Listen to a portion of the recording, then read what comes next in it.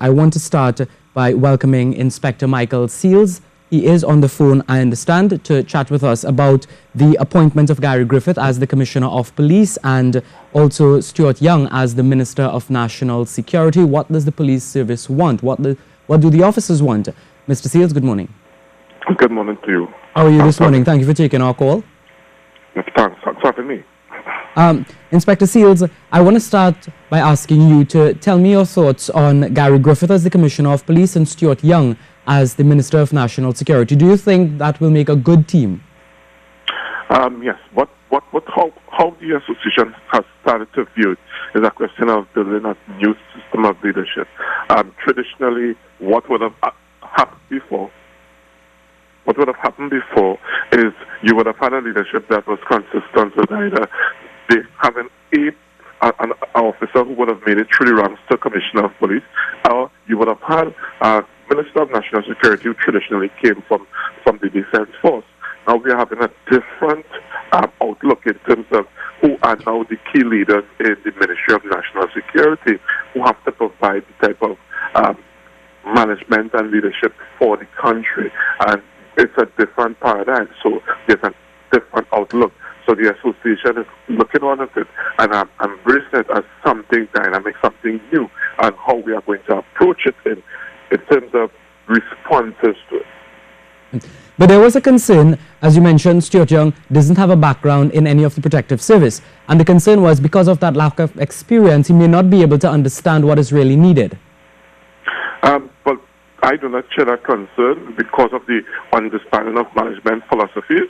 The understanding would suggest that there is persons in the ministry that can provide the technical know-how to him, and they would have been there for quite some time. It's a question of how Mr. Young applies his mind to his leadership style and what he does for the response of the service to the services in terms of protective services. So it's not really a difficult understanding for the association, but I think it's something new and a fresh perspective. I think it's only time will measure what happens in terms of success. But is the association concerned that Minister Young is also the Minister of Communications and also a minister in the office of the Prime Minister? Do you think that the portfolio is too much for him to handle, or maybe too much for him to handle? Well, the association views that differently. How the association looks at that is that you have three key ministries being synergized into one person. What that person has now has the ability to do is now manage those three components, and those three components will now come together and bring to bear on the resources that are available to impact the protective services. And I'm talking in context of the police service, where it is from him being a Minister of National Security, where he would have had to try to communicate with each of those ministries, or in particular the office of the Prime Minister. He would have to do so, and that would have caused what you call a communication barrier. Mm-hmm. But that barrier is moved as he is in the ministry. So it is as if he is talking on behalf of the Prime Minister, deciding on behalf of the Honorable Prime Minister in any decision that he makes. So he has that knowledge as to how that ministry operates and what is required of him for him to make a decision that is in the best interest of national security and, more importantly, the best interest for the police service. And so there is hope there for Stuart Young as Minister of National Security. But I want to get into Gary Griffith. You mentioned that he didn't go through the ranks of the police service. That lack of experience, if I can say that, do you think that will be a downfall in any way? I don't think so, because he would have three deputies who will work with him, and the entire police service will be behind him. It's a different approach in terms of how you bring to bear management philosophies and strategies on the police service. I mean, for him, if you're looking at it in the context of a strict application of management technique, he would be in the position of being probably a transformative leader. Being a transformative leader, he passes on the transactional and the transitional leadership aspect of it to the deputies, who now must pass that down to the other officers going down the road. Now, the point is that when he thinks about that and he applies his mind about it, the management philosophy says that you can divide up what is needed in terms of management aspects and leadership aspects so that you ensure that it redounds to a better service to the country. So the police service is giving the commitment that members will work with the Commissioner of Police, despite what has been said before, in order to make Trinidad and Tobago a safer place. The association has beckoned on members, and I think that members are able now to really appreciate what is happening in the Ministry of National Security, particularly with our new incoming Commissioner of Police. So it's a different view, it's a different lens. You have to look at it. It presents a new dynamic. It presents a lot of opportunities, and it's about harvesting those opportunities and trying to get things right in order for us to be able to serve our countrymen in the best way we can.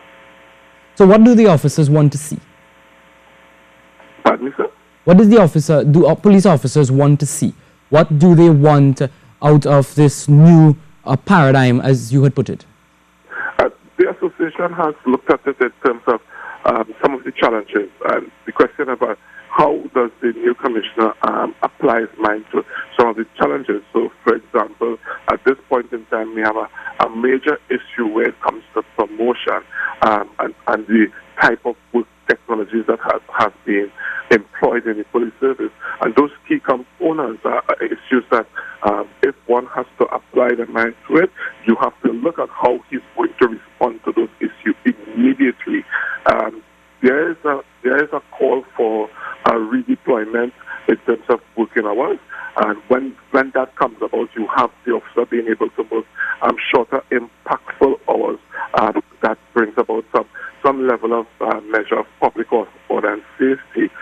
So those are some of the things that are going to be expected, and more importantly, how do we assess officers for higher ranks in the police service? So those are some of the things that the association is keen on, and the membership have been speaking about, so that we are looking at, all right, it's about a no-nonsense approach, but not only a no-nonsense approach, but a new dynamic approach that one is consistent with being a change agent. A question of now us playing that part and being able to now change the whole cultural underpinning and culture in the police service. So I think that's a good for the association looking on and assessing what is happening.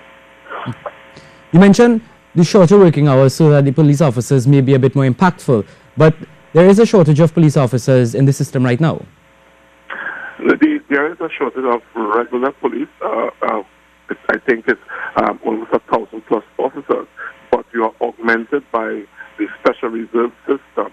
Again, it is the work design that is important. That how do you get that ability to make sure that you have the most, not just the most persons available, but the right strategy of policing in order for you to be successful. Now, the incoming commissioner has been talking about intelligence-led policing, and that intelligence-led policing, as scholars of academics and practitioners have said, is the best way in terms of using full law enforcement techniques that just transfers resources in the best way in order for you to be able to respond to some of the challenges of crime. So for us, saying that we have that shortage of officers, we don't think that is a key issue. Once you are using the intelligence-led policing, you are able to transfer resources in such a critical way that the shortages is never dampens the activities of law enforcement. Intelligence-based policing, that is something, as you mentioned, that Minister or Commissioner Gary Griffith has talked about a lot. But do we have the technology to go down that route right now? We are in the police service. There is availability of a lot of technology. The question is about harnessing. And when we talk about technology is not isolated to instruments of technology, but you're looking at, for example, work technology, synergies of technology. So there's a lot you have to understand. So it's a broad context. So what has to happen is, for example, now, how we introduce, for example, the ticketing system. Ticketing system should not be that large book that the officers have to log around. But, for example, the machines that are used for when you strike your cars, those handheld machines, there are machines available for us in order for us to do that. And then it comes down to training as well, training the police officers. Well, of course, training must be, what you have to understand is for the association, we now have to look at it that you must become a learning organization, but the organization must go into now some measure of development as we start to progress in the next period of the stewardship of the Commissioner of Police. So there will have to be some level of training and some level of development because the organization now has to change, and when it changes, it has to institutionalize the good things that have been changed into. The police officers initially had said that they probably would not want Gary Griffith as the Commissioner of Police because they don't want politics and policing to mix. And now it sounds as though there is a complete change of heart. Well, what you have to understand is that if you carefully listen to the debate of the Honorable Prime Minister, the Honorable Prime Minister would have pointed out three key things. The first that he would have said is that policemen are not in the police service for their self-interest or benefit. He also said that what the activities of the police service and what is going on inside the police service is putting every citizen at risk. And he talked about the other part of it, which is him being the head of the National Security Council, and information coming to him about a senior officer pointing a firearm at a British national who came to assist the police service at a critical point in time. Now, those three things are things that are cause for concern. And membership haven't heard that, had to understand what is happening. It's a troubling and frightening situation. So because of that, I think that information that was never with the membership now is with the membership. So the membership now has changed their position based on, and they are looking at it that, you cannot be the upholders of law and be the breaker of law at the same time. Do you think, though, that the Commissioner of Police is a bit too aggressive in the way he speaks? I know over the weekend the Movement for Social Justice, that the political leader David Abdullah did say that they don't want a, quote, Rambo as the police commissioner. Well, again, for the association, we would not respond to issues like that. We have to look at it. We have to look at it in the point of there is hints of the direction the Commissioner of Police intends to go. So for the association, we have to try to listen to the language that is being used, understand what he's bringing, because that's the only opportunity we can have in terms of our mindset as to what he wants to do. So we now have to understand what he wants to do and put it into the context that how we would respond, and when we start official communication with him, how we would respond to him in terms of dialogue, in terms of trying to make sure that he takes care of the internal customers, which is police officers, and he looks at it in terms of when he's rolling out any strategy, though the strategies that are consistent for law enforcement, it must not impact on the welfare of the officers. So much as the conversations are being spoken out in that way, for the association, we are listening to what is the positive in terms of inside that conversation. So for the issues of all the arguments that are out there, we are not going to get involved. We are taking the positive and looking at it as for us as him being a change agent in what is to come next. So has the association met with Mr. Griffith yet? If not, when can that take place, or when would it take place, if it's going to take place at all? Officially, the association has not met with Mr. Griffith yet. We have to wait until he actually comes on board. Mm-hmm. I would have reached out to him in terms of congratulating him in his successful nomination, and we'd have had some conversations, but that's as limited as it is in relation to the association having any kind of interaction with him. One thing that stood out to me is when I read that Mr. Griffith said that we can measure him and his performance by the murder rate. Many people are concerned about the number of murders taking place, but they are equally concerned about the detection rate, which seems to be very low. How would the police officers work with Mr. Griffith in order to deal with this crime situation? What would the police officers do differently? I know that there are some strategies. Mr. Griffith did talk about intelligence-based, as you mentioned earlier, but what else? Well, let's look at this without going into what strategy he would be employed. We have to be careful one that we don't put the cart before the horse. Mr. Griffith is not on board yet, and what he will demand of officers by way of strategies, by way of implementation, and by way of management technique has not come on yet. What we have is Mr. Griffith giving you a snapshot of what he is, what he intends to do. So the point is this. Now, you have to measure him by the murder rate. He has suggested that he would look at intelligence-led policing, and intelligence-led policing has a spin-off in problem-oriented policing. And for those type of strategies, the question is that whether he's going to have a strong focal point on violent crime. It's a matter for the commissioner when he does come on. The other part is how do he respond to the strategy that, for example, firearms are not manufactured here; they are manufactured abroad, and they come into our country. He has also given a snapshot of that in saying that he will make sure that the key intelligence goes to the defense force, and particularly Coast Guard, so that they get timely information which they can action, so that it is to lead them to being able to arrest persons before they come into the firearms and trying to get the National Operations Center back on stream. So we have to listen carefully to what he has to say and marry that with what has good law enforcement technique. And what he's saying, the possibilities are here in terms of good opportunities to respond to what is happening in terms of not only measuring him, man, as far as an association, what gets measured is what gets done. So we have to look at it in that way and just not isolate that the police service must do this alone. We have to look at the entire country playing a phenomenal part in trying to change things. Yeah. So it's a holistic approach that has to be taken in order to deal with the crime situation. Now, Mr. Seals, Mr. Griffith also talked about, going after the rogue police officers. And, I don't think that anybody can deny that there are rogue police officers in the system.